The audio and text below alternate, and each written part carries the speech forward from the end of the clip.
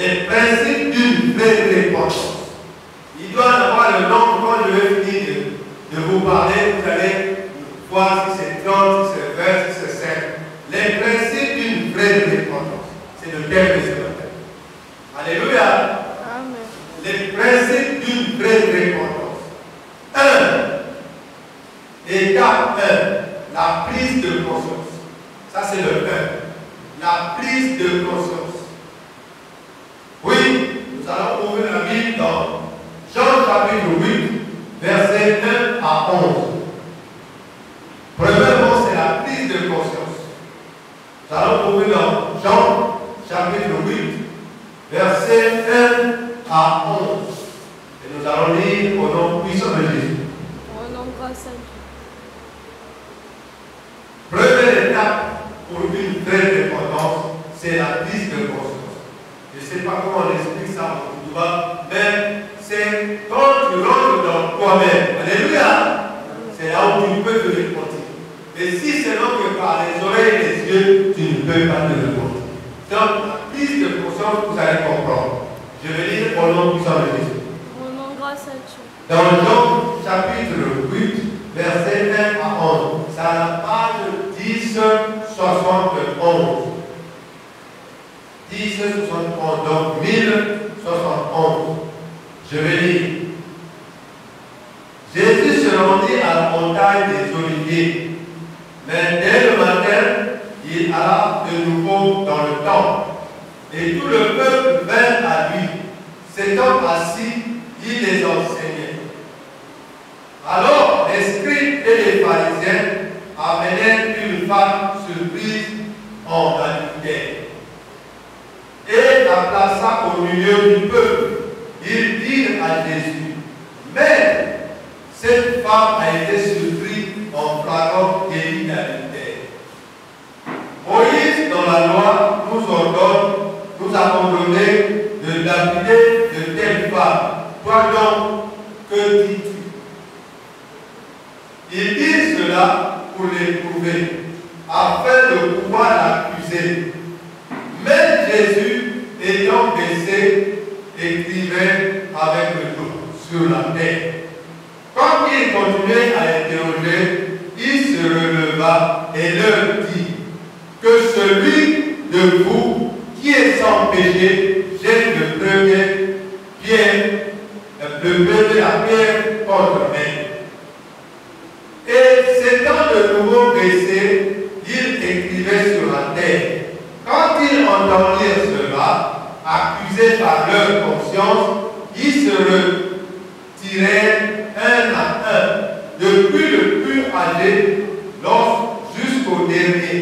Et Jésus resta seul avec la femme qui était là au milieu. Alors, s'étant relevé, il ne voyant plus que la femme, Jésus lui dit: Femme, où sont ceux qui t'accusaient? Personne ne t'a-t-il condamné? Elle répondit: Non, Seigneur. Et Jésus lui dit: Je ne te condamne pas non plus. Va et ne pêche plus. Est-ce que quelqu'un peut dire amen? La prise de conscience. Est-ce que cette petite partie vous a fait comprendre la prise de conscience? Oui, nous qui accusons les autres, Jésus nous dit: Qui de vous n'a jamais péché, qui lance la première pierre sur cette femme? Et chacun de nous, chacun d'eux, depuis le plus âgé jusqu'au plus grand. Pourquoi il n'a pas commencé au plus grand, au plus petit? C'est les plus grands qui avaient la prise de conscience. Ils se sont dit: Ah, nous aussi nous sommes des pécheurs, nous ne pouvons pas l'appeler cette femme. Et les enfants aussi ont suivi. Est-ce que vous avez compris la prise de conscience?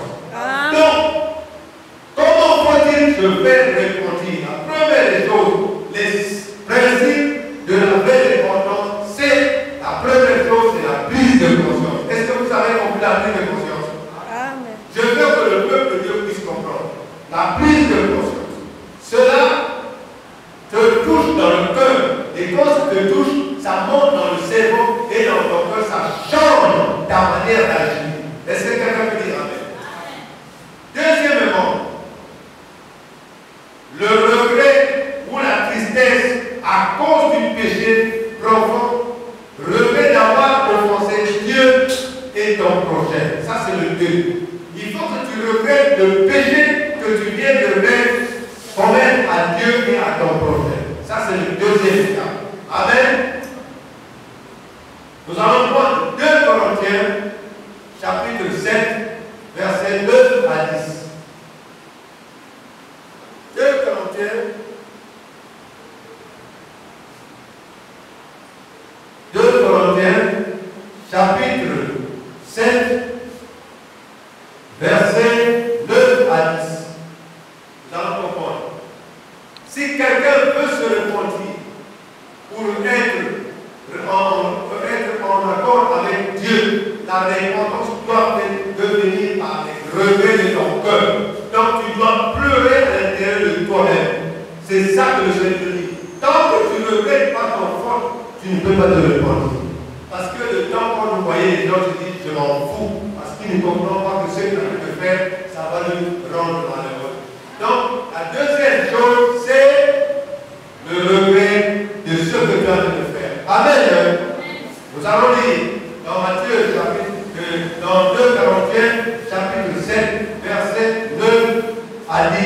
C'est la page 1172. Je vais lire au nom de Jésus. Nous rendons grâce à Dieu. Je me réjouis à cette heure, non pas de ce que vous avez été attristés, mais de ce que votre tristesse vous a porté à la repentance. Car vous avez été attristés selon Dieu, afin de recevoir de nouveau de notre part, chacun de notre part, aucun dommage. 10. En effet, la tristesse selon Dieu produit une repentance à salut. Donc on ne se répand jamais, tandis que la tristesse du monde produit la mort. Est-ce que vous comprenez cela? Lorsque quelqu'un est triste de ce qu'il a fait, ça lui procure le salut. Mais lorsque quelqu'un est triste et dans la joie de ce qu'il a fait, ça lui produit la mort. Est-ce que vous avez bien compris? Donc la vraie repentance lorsque tu es triste d'avoir offensé Dieu et d'avoir offensé ton prophète. Ça te fait mal au cœur. C'est ça qu'on appelle la vraie repentance. Amen. Je ne sais pas si vous comprenez ce que je dis. Le titre vous dit bien. Le titre vous donne bien le titre. Il dit les principes d'une vraie repentance. Nous sommes déjà à combien de principes? 2. Voilà. Et vous allez noter tous, ça sera 5 ou 6. Voilà. Nous allons aussi prendre Matthieu chapitre 26, verset 75. Matthieu chapitre 26, verset 75.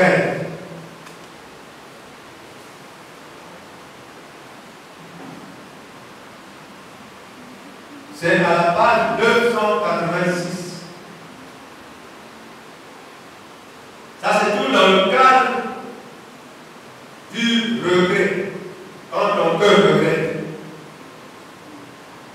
Matthieu chapitre 26, verset 75. Je vais lire au nom puissant de Jésus. Et Pierre se souvint de la parole que Jésus avait dit. Avant que le coq chante, tu me renieras 3 fois. Et étant sorti, il pleura amèrement. Est-ce que quelqu'un peut dire Amen? Amen. Pierre, ça a fait mal que Jésus avait déjà prévu cette parole. Que toi qui déclares de ne pas me nier, le coq avant qu'il chante 3 fois, tu vas me renier de ne pas être de notre vie. Donc Pierre, ça lui a fait mal au cœur quand le Seigneur devait servir. Quand j'ai dit ça, voilà. Et enfin, il s'était Voilà. Est-ce que vous comprenez le sens de la vraie repentance? Il faut que ton cœur soit blessé. Je m'en fiche de ce que tu vas penser, de ce que je dis, c'est la réalité. Pour que tu viennes à Christ, il faut que tu regrettes quelque chose. Et quand ton cœur frémit et que tu as des pleurs de cœur, des vrais larmes de ceux qui viennent du cœur, ce n'est pas des yeux. Alléluia. Car les larmes de crocodile ne viennent pas du cœur, ça vient d'où? Des yeux. Alléluia. Alors, comment on fera la différence? Le crocodile est en train de pleurer pour la joie de manger quelqu'un. Et l'homme est en train de pleurer dans son cœur pour la tristesse de quelqu'un. Quelle différence faites-vous? Il y a quelle différence? Voilà. Donc, quand ton cœur pleure à l'intérieur, automatiquement tu vas changer. Alléluia. Est-ce que vous comprenez ce que je dis? Voilà. C'est ça le sens de la vraie repentance.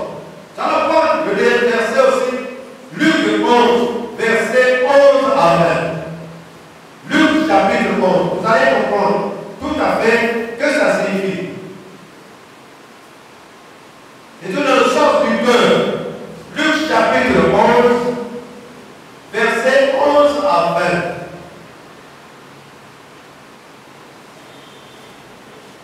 20. Luc chapitre 15, verset 11 à 20. Je vais lire au nom puissant de Jésus. C'est à la page 1043. Écoutez-moi bien pour que vous compreniez le sens de la repentance. Il dit encore, un homme avait 2 fils. Le plus jeune dit à son père, mon père, donne-moi la part de bien qui doit me revenir. Et le père leur partagea son bien. Peu de jours après, le plus jeune fils ayant tout ramassé, partit pour un pays éloigné, où il dissipa son bien en vivant dans la débauche. Lorsqu'il eut tout dépensé, une grande famine survint dans ce pays. Et il commença à se trouver dans le besoin. Il alla se mettre au service d'un des habitants du pays, qu'il envoyant dans des champs garder les pourceaux. Vous connaissez les pourceaux? Les cochons. Il aurait bien voulu se rassasier des carouches que mangeaient les pourceaux, mais personne ne lui en donnait. Disait, étant rentré en lui-même, est-ce que quelqu'un peut dire Amen? Est-ce que quelqu'un peut dire Amen? Voilà ce que je voulais que vous compreniez. Étant rentré en lui-même. C'est ça la vraie réponse. Tant que tu ne rentres pas dans toi-même, tu ne te repentiras pas. Est-ce que vous comprenez bien? Et quand tu rentres dans toi-même, tu vas sentir les pleurs, dans les pleurs du cœur et les yeux vont rejeter tes larmes. Est-ce que quelqu'un peut dire Amen? Voilà, voilà c'est ça. Étant rentré en lui-même, il se dit, combien de mercenaires chez mon père ont du pain en abondance, et moi ici, je meurs de faim. Je me leverai, j'irai vers mon père, et je lui dirai, mon père, j'ai péché contre le ciel et contre toi. Que signifient ces paroles? Et il va aller chez son père pour se réveiller. Ah, je veux que le peuple de Dieu comprenne. Je ne suis plus digne d'être appelé ton fils. Traite-moi comme l'un de tes mercenaires. Et il se leva et alla son père. Quand il était encore loin, son père le vit et fut ému de compassion. Il courut, se jeta à son cou et le baisa. Est-ce que quelqu'un peut acclamer le Seigneur? Oui, le père acclame le Seigneur. Il est merveilleux. C'est l'enseignement de contraire à contraire. Voilà. Le père, quand il a aperçu son fils, il n'est pas énervé. Et il a couru avec joie pour aller embrasser son fils. C'est ça la vraie repentance. Et l'enfant, quand il a vu encore papa le secrétaire, il vient encore l'accueillir. Et son cœur s'est affaibli et il a répété, quand vous allez rentrer à la maison, il a répété, papa, ne m'appelle plus fils, je suis vers le Père. Amen. Est-ce que vous avez compris le sens de la repentance? Le deuxième passage dans l'étape 2, c'est rentrer en soi-même. Amen. On continue. 3.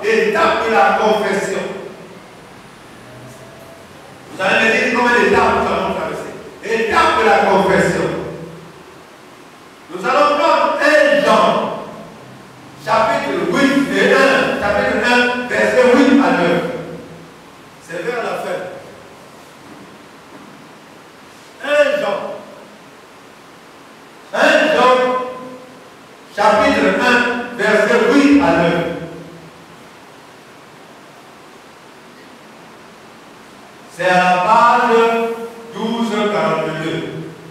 Donc 1242. Donc la confession. Je vais lire en nom puissant de Jésus. Rendons grâce à Dieu. Dans Jean 1 Jean chapitre 9, verset 8 à 9.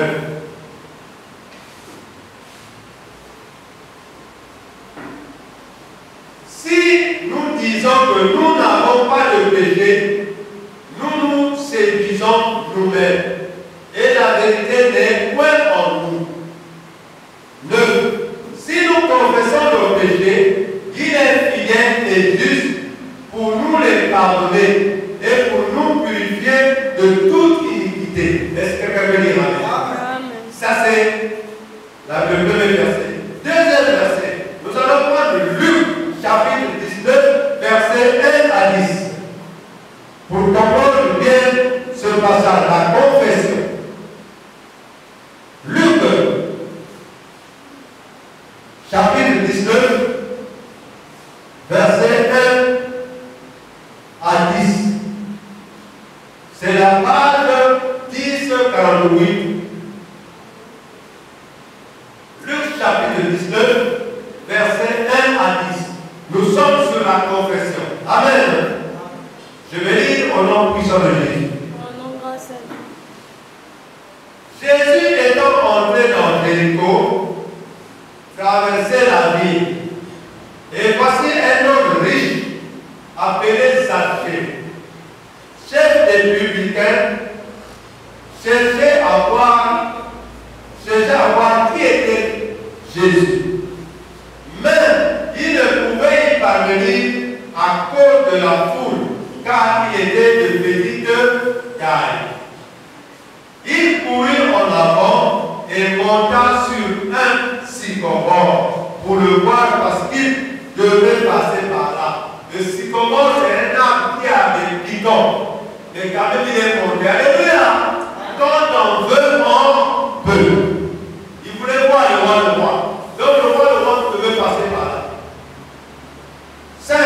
Lorsque Jésus fut arrivé à cet endroit, il leva les yeux et lui dit, sachez, hâte-toi de descendre, car il faut que je demeure aujourd'hui dans ta maison. Oh, quelle gloire! Lorsqu'on cherche le Seigneur, on le trouve. Alléluia! Zachée se hâta de descendre et le reçut avec joie. Voyant cela, tous murmuraient, comme d'habitude les gens murmurent toujours. Il faut s'en foutre des murmures des gens lorsque tu te réponds. Alléluia! Car c'est Dieu qui juge, ce n'est pas les hommes. Voyant cela, tous murmuraient et disaient, il est allé loger chez un homme pécheur. Je m'en fous, je suis pécheur, mais Jésus vient tomber chez moi. Alléluia! Mais sachez, ce que l'on demande, le Seigneur lui dit, voici Seigneur, je donne aux pauvres la moitié de mes biens, et si j'ai fait tort de quelque chose à quelqu'un, je lui rends le quadruple. Jésus dit, le salut est entré aujourd'hui dans cette maison, parce que celui ici est aussi un fils d'Abraham. Car le Fils de l'homme est venu chercher et sauver ce qui était perdu. Est-ce que vous comprenez la vraie repentance? Est-ce que vous comprenez la vraie repentance? Voilà.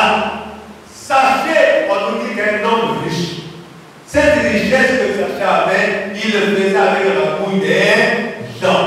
Voyez un peu, excusez-moi, voyez un peu les hommes des impôts. Ils ont des grandes maisons.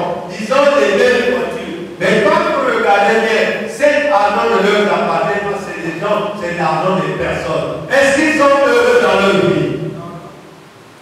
Je n'ai pris qu'un exemple, je n'ai juré personne. Alléluia! Donc, mon frère, ma soeur, tu dois faire comme Zachée. Ce n'est pas avec le frère qui a un problème. Et quand le frère ou la soeur passe, tu le regardes avec les yeux éternels. Non, tu dois être humilié devant le frère. Parce que tu es coupable. Est-ce que vous comprenez l'enseignement? Nous sommes déjà à combien de tables? Combien de tables sommes-nous? Troisième étape. Alléluia!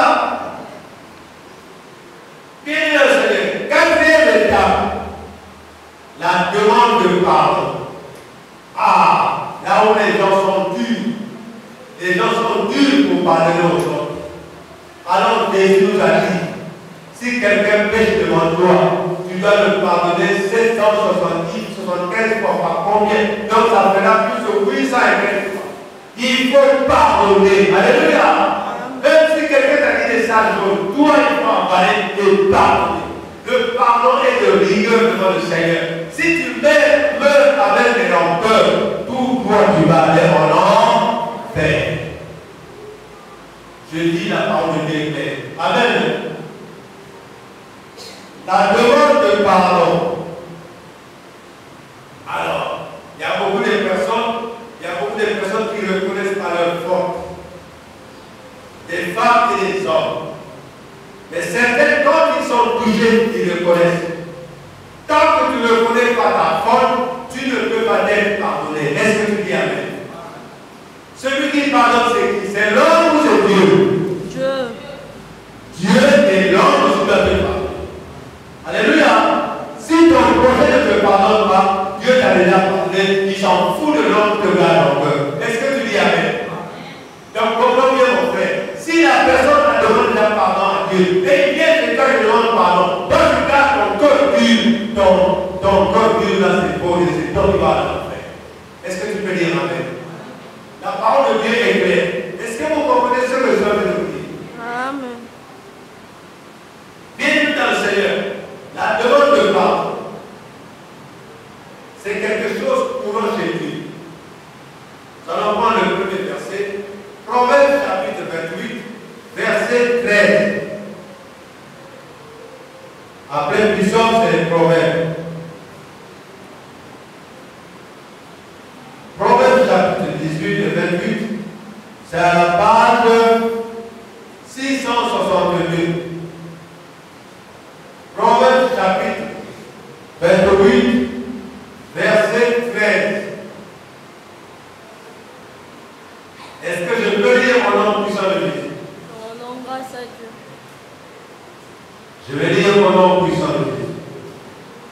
Celui qui cache ses transgressions ne prospère point. Mais celui qui les avoue et les délaisse obtient miséricorde.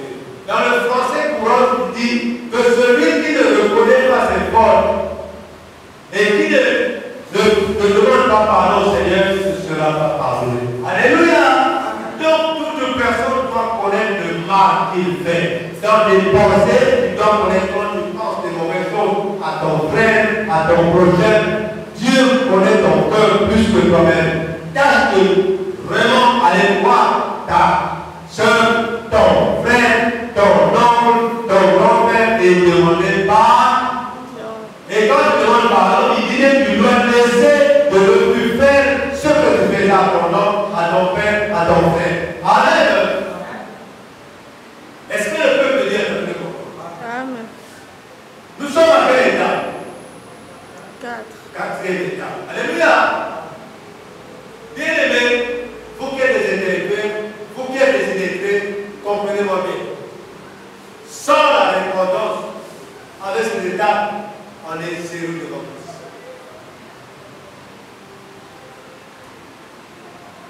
Nous allons prendre Luc chapitre 11, 15, verset 11. On a déjà vu cela. Oui, ça aussi c'est important. Luc chapitre 15, verset 11 à 21. Ça revient de même. Oui, mais ça fait partie de la reconnaissance de monde. La partie, il faut reconnaître. On a déjà vu ça, nous allons le lire pour que vous compreniez bien. Luc chapitre 15, verset 11 à 21. Je vais lire au nom puissant de Dieu. Rendons grâce à Dieu. Il dit encore, un homme avait 2 fils. Le plus jeune dit à son père, mon père, donne-moi la part de bien qui doit me revenir. Et le père leur partagea son bien. Peu de jours après, le plus jeune fils, ayant tout ramassé, partit pour un pays éloigné, où il dissipa son bien en vivant dans la débauche. Qu'est-ce que la débauche? Qu'est-ce que la débauche peut dire? Une vie de désordre. Voilà, la vie de désordre. Bien évidemment.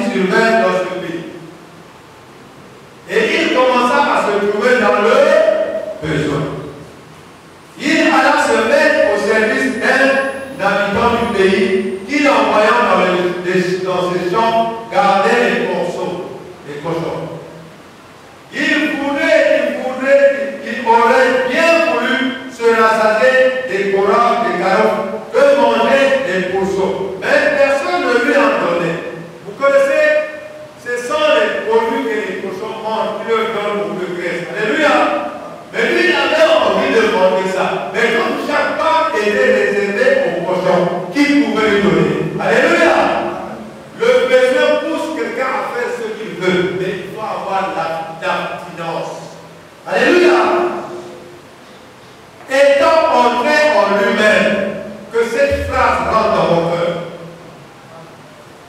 Il se dit, combien de mercenaires chez mon père ont du pain en abondance, et moi ici, je meurs de faim. Il est rentré en lui-même en raisonnant ce qu'il avait de subir. Amen. Je me leverai au 18. Je me leverai, j'irai vers mon Père. Et je lui dirai, mon Père, j'ai péché contre le ciel et contre toi. Et je me suis plus digne d'être appelé ton fils. Fais-moi comme l'une de tes mercenaires. Amen. Que signifie ce geste? Je parle au chrétien. Que signifie ce geste? Voilà. Demander pardon. Il est parti en personne, en oubliant tout, en croyant que papa va lui donner. Mais au contraire, son père l'a accueilli avec joie. Est-ce que vous comprenez bien? Ça va prendre un autre verset. Puis Psaume 51, versets 3 à 12. Puis Psaume 51, versets 3 à 12. Lorsque nous péchons, nous devons reconnaître nos fautes et demander pardon. C'est à la page 783.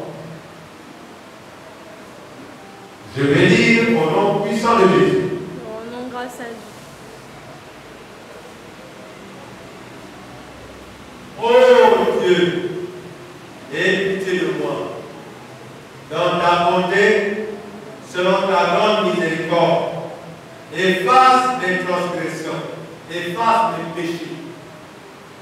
Lave-moi complètement de mon iniquité. Et purifie-moi de mon péché. Car je reconnais mes transgressions. Et mon péché est constamment devant moi. J'ai péché contre toi seul.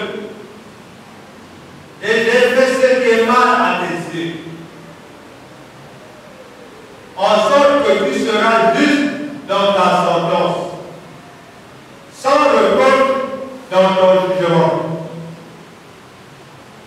Voici, je suis né dans l'iniquité. L'iniquité, c'est le péché. Et ma mère m'a conçu dans le péché. Mais tu veux que la vérité soit au fond du cœur. Au fond du cœur. Fais donc pénétrer la sagesse au-dedans de moi. Amen. Je serai plus blanc que la neige. Annonce-moi l'allégresse et la joie. Et les os que tu as brisés réjouiront. Détourne ton regard de mes péchés. Efface toutes mes iniquités. Oh Dieu, crée en moi un cœur pur. Renouvelle en moi un esprit bien disposé. Est-ce que quelqu'un peut dire Amen? Amen. Ici, David est en train d'expliquer tout ce qu'il faut faire quand on est dans le péché. Ce n'est pas en disant, oh, excuse-moi, j'ai péché contre toi. Explique à Dieu ce que tu viens de faire. Explique à ton frère ce que tu lui as comme rancune. Alléluia. Est-ce que vous comprenez ce que je veux dire? Amen. Ici, David n'a pas caché. Il a dit, oh Père, j'ai péché contre toi.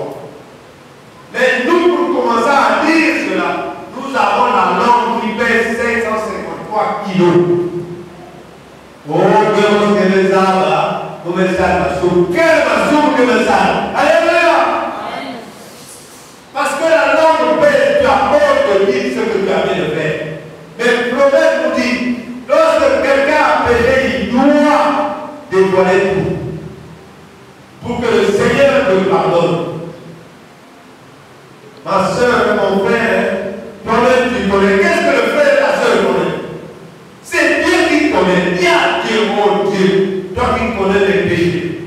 Lave-moi.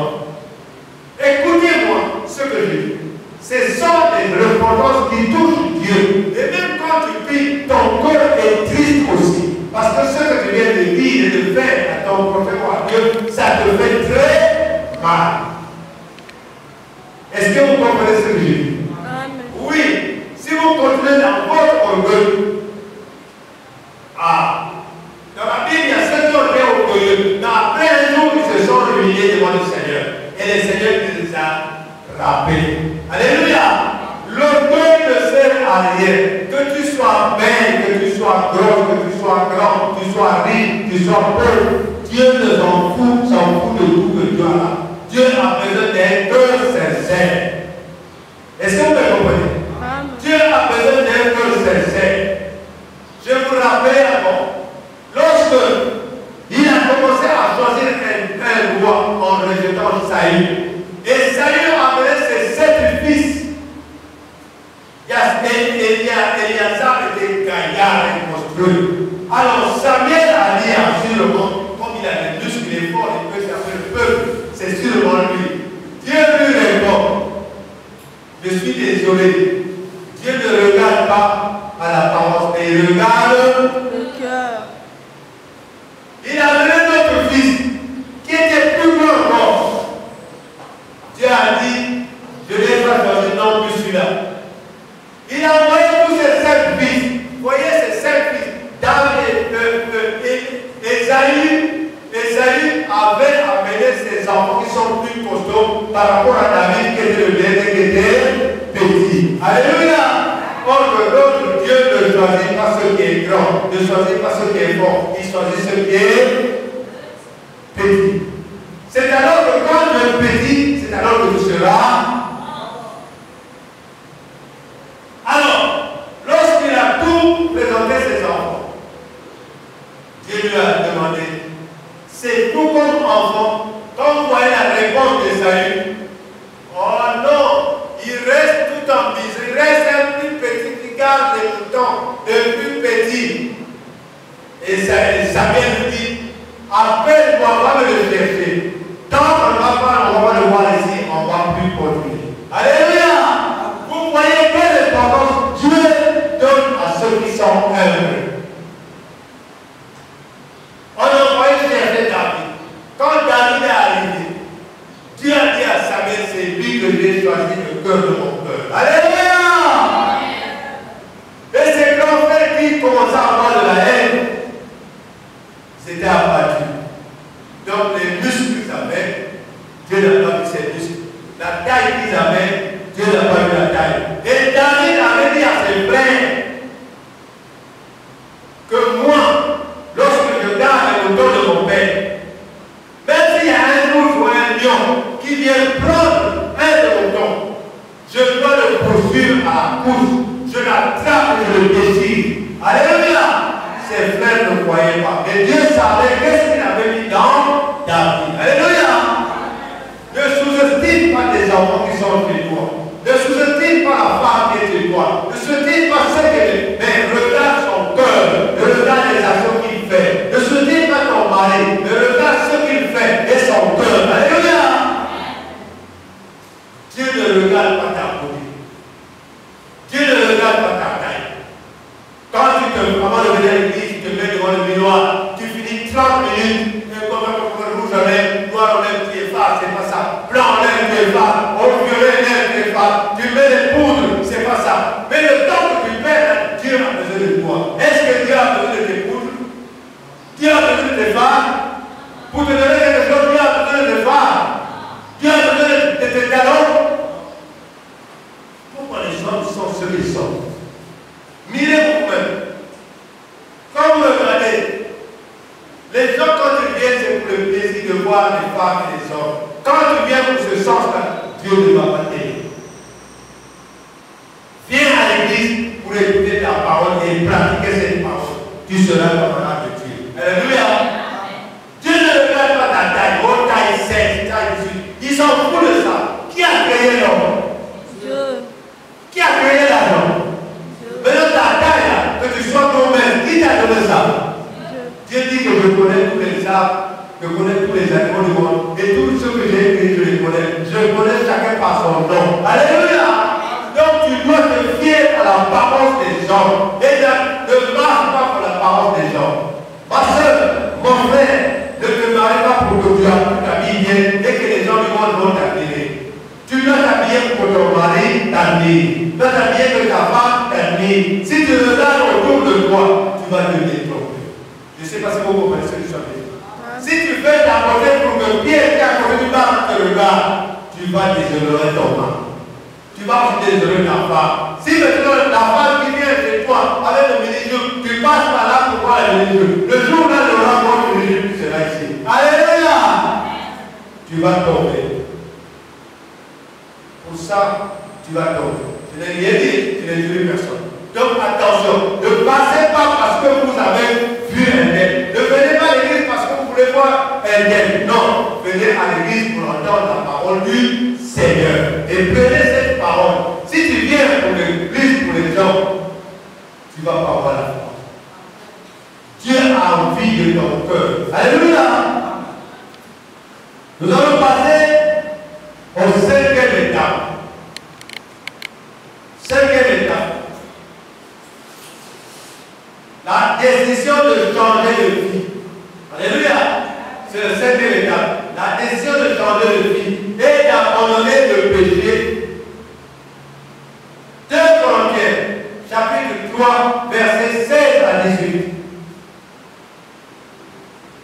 2 Corinthiens, chapitre 3, versets 16 à 18.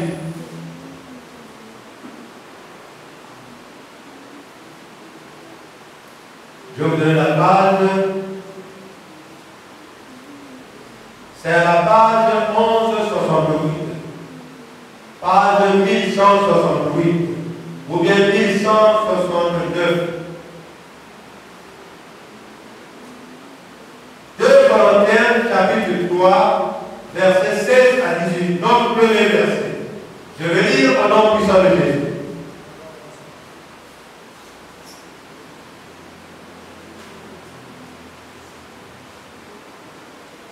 Je vais lire au nom de Jésus. Mais, lorsque les cœurs se convertissent au Seigneur, le voile est ôté. Est-ce que vous comprenez ce français?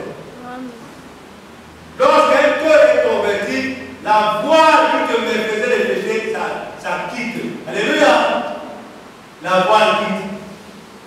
Disait, oh le Seigneur c'est l'Esprit. Et là où est l'Esprit du Seigneur, là est la vie. Que je répète encore. Là est là.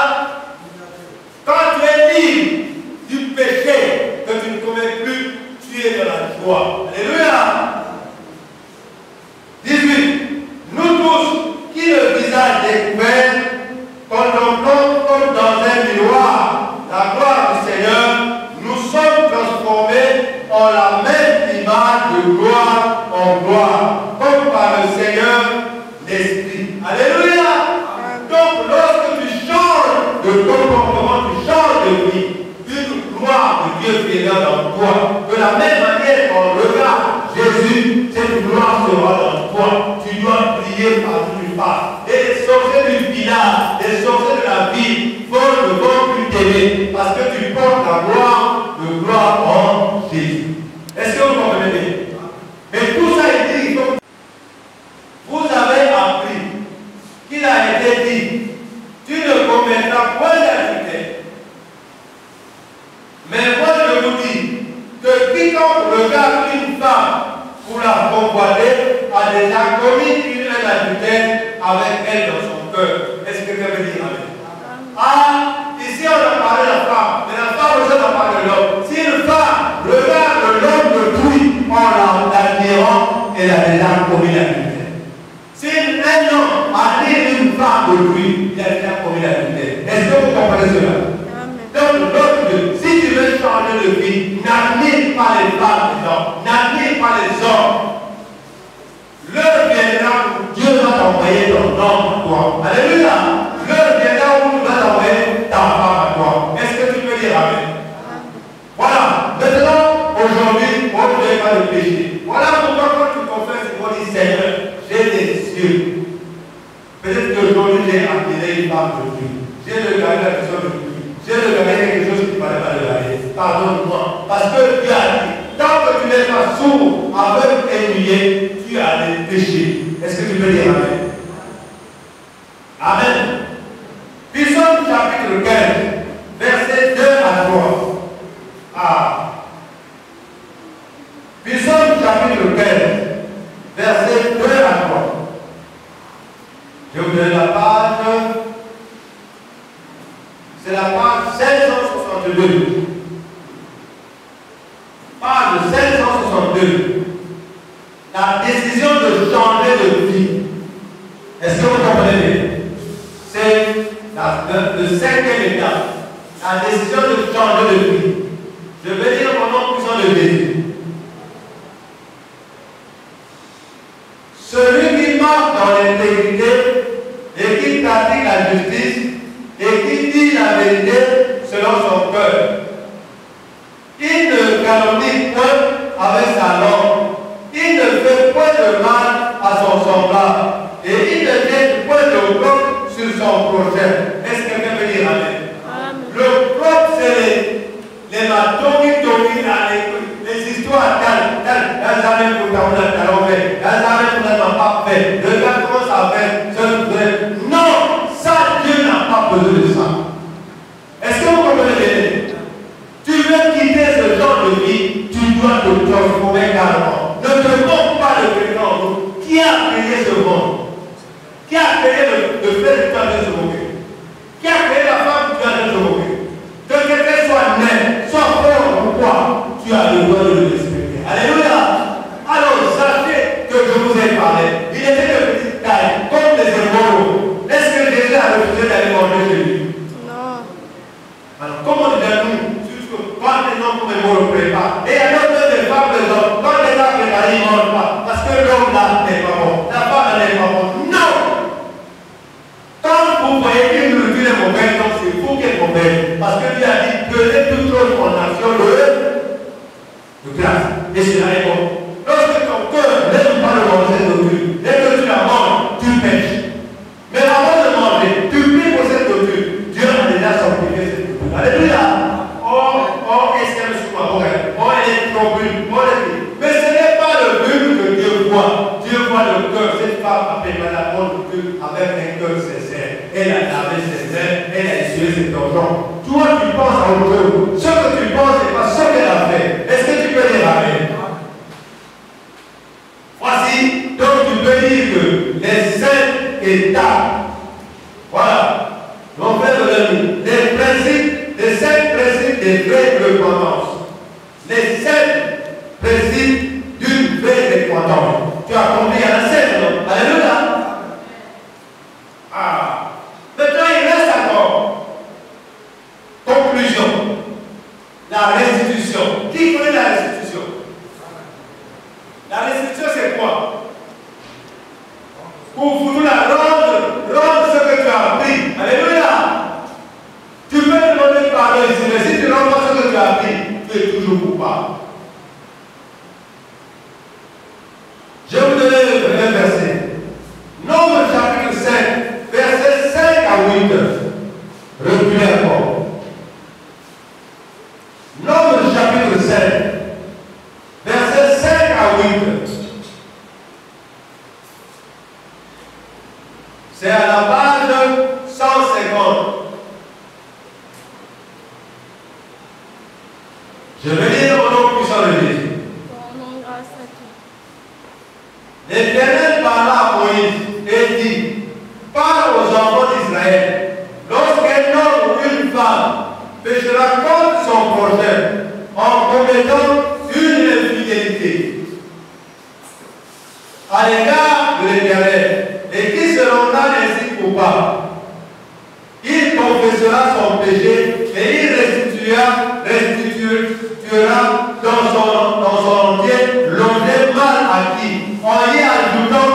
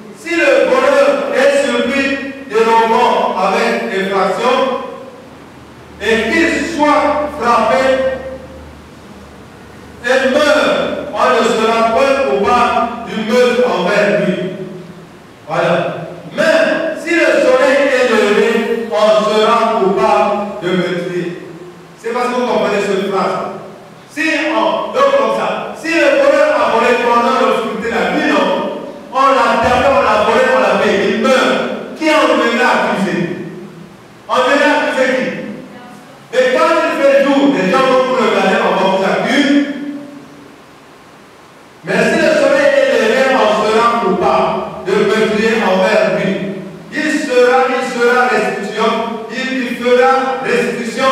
S'il n'a rien, il sera vendu pour son vol. Si ce qu'il a dérobé, bœuf, âne ou agneau, se trouve encore vivant entre ses mains, il fera une restitution au double. Si un homme fait un dégât dans un champ ou dans une ville et qu'il laisse son bétail être dans le champ d'autrui, il donnera en dédommage le meilleur produit de son champ et sa vie. Amen. Si un feu éclate et relève encore ses épines,